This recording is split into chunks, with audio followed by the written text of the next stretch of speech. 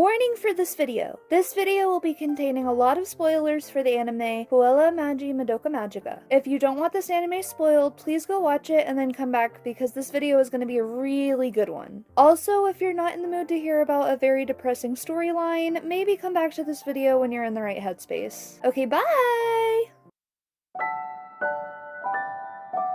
Hello everypony! So, have you ever been daydreaming and got hit with the realization that you have the power to make basically anything you can dream of? Well, I did, and that's why this video exists. Today, I'm going to be ranting about my OC Letto's hypothetical lore of hers if she was in the universe of MADOKA Magica. First, I should tell y'all a little bit about my OC's canon lore. So, my OC Letto's parents are dead in her universe, and she has magical plant powers as well in her lore. She is antisocial because of her parents being gone, and she's not the best at handling emotions. Now that I got that out of the way, I'm just gonna take away her powers and plop her into the MADOKA Magica universe. So, MADOKA Magica is basically about a cute-looking cat alien guy who lures young girls into becoming magical girls to help generate power for the universe. In exchange for the girls becoming magical girls, they get one wish. Wishes are usually small wishes like I wish I had money, or I wish my crush liked me back, because the aliens pick naive girls who only make wishes without really thinking about what they're doing. When they sign up to become magical girls, they're basically signing away their souls, because magical girls turn into the monsters that they're required to fight, which are called witches. Witches are magical girls that have been corrupted by using their magic too much because they never cleansed themselves. So, basically, magical girls are girls who turn into fighting machines whose only real purpose is to turn into the monsters they're fighting to generate power for the universe. It's a very dark and depressing story and maybe a little bit confusing, but if you've seen the anime, you know exactly what I'm talking about. So where does my OC Letto come into all of this? Well, in this universe, Letto is just a normal girl with a normal life until one day her parents are suddenly killed in some freak accident. Kyubey, the alien who makes contracts with children to make them into magical girls, approached Letto and promised that she could wish for her parents to come back alive. Letto, loving her parents and being an only child, accepted the contract and became a magical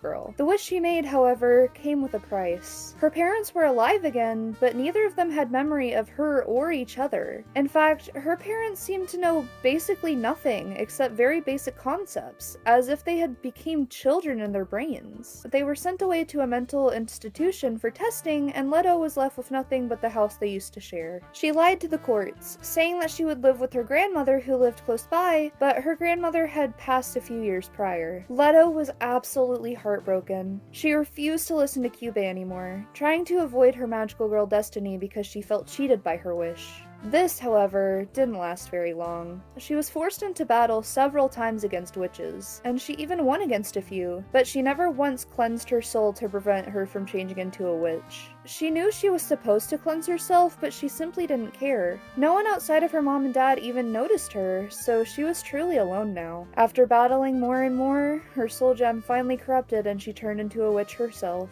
I'll talk about her witch form in a second, but first let's talk about her magical girl form. When she's a magical girl, her design changes quite a bit. Her twin puffs become huge blooming flowers. I added some flower petal shoulder pads and a flower petal skirt. She has some vines going down her legs to her shoes, almost mimicking ballerina shoes a little bit. I gave her some gloves because when I see characters with gloves, they feel more reserved to me. Her soul gem, the place where her soul is stored after becoming a magical girl, is on her chest and in this starry leafy embellishment. She also has two weapons she can use. First are flower bud shaped bombs that unleash huge explosions. Second is her vine whip that has a huge metal star in the end of it to bash into enemies. I imagine since she's only fighting alone and doesn't really interact with other people, that she's actually really good in combat. Magical girls get healed by their magic, which in turn makes them corrupt faster if they don't cleanse themselves. Since Letto never cleanses herself, she changes into a witch far quicker than the other people in the canon universe's lore. I wish I could have given her a happier ending in this story, but it wouldn't feel right. I know my character's personality, and I know she'd act the way I'm saying she'd act if this happened to her. But anyways, Letto outside of this universe has plant powers and can grow plants, so I thought having her be a plant-based magical girl would be cute, and I really like how she turned out. I tried very hard to stick with the art style of the show, though I know it obviously doesn't look exactly like it. I feel like it turned out pretty similar though, and I'm really happy with it. So now let's talk about Letto's witch and what her witch's familiars would look like. Familiars in Madoka Magica are like these freaky little creatures that attack and kill humans that wander into the witch's labyrinth,